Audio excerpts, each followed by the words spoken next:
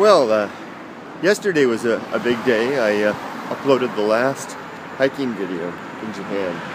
But that's not the purpose of this video. I wanted to, even though that was a big event for me, kind of, I'll have more in store to end that. I was just walking along just now and I was getting ready to make a phone call. And a strange sense came over me now when you speak the word, it doesn't come out right, but it is the word that was in my head, of invulnerability. You see what I mean? Just saying those words, especially when applied to oneself, has too much of a superhero connotation feel to it. But nevertheless, that's the feeling. And I'm not one to. I use feelings to get me out of tricky spots, because I follow my feelings and my emotions when I'm in a bind. You know, that's something I refer to as the path of first inclination, the path of wildness. And it's the path of wildness is specifically as a means of provoking action when confusion and uncertainty.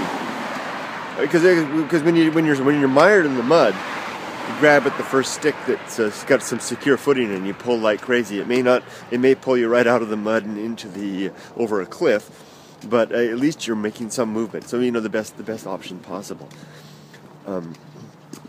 So as I was about to ring the phone, as I was about to ring the phone, which is a difficult phone call that I make routinely, and I have to prepare myself ahead of time for this phone call.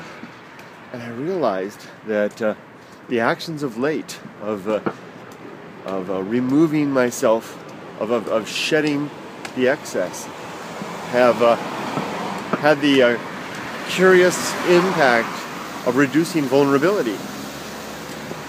It's as though coworker. It's as though I'm a smaller target now. I know I'm making allusions to things that I can't talk about, but it's beside the point. It's beside the point. Because what I've been doing is getting rid of stuff. I've been literally getting rid of things, possessions and objects. But at the same time that those things are being gotten rid of, I'm also getting rid of worry, and I'm reducing I'm reducing myself down to something more essential.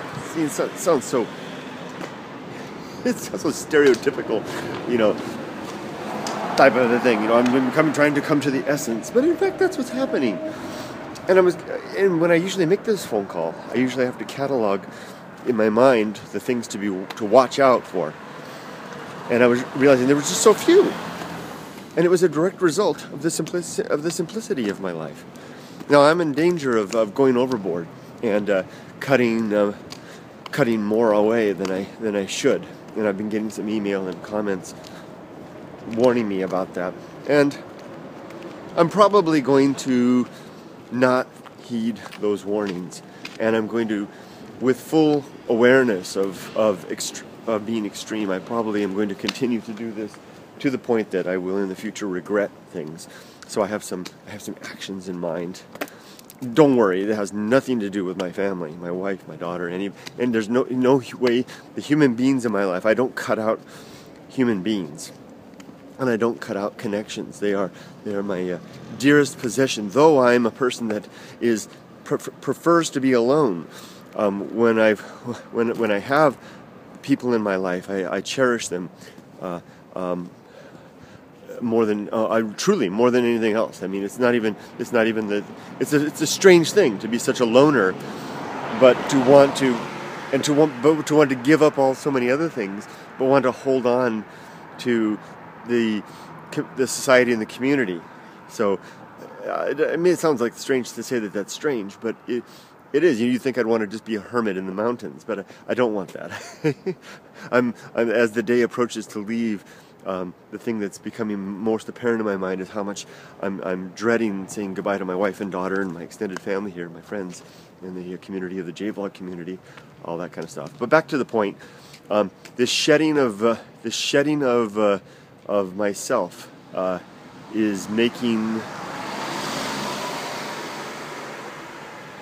things simpler. And I think I'm filming him.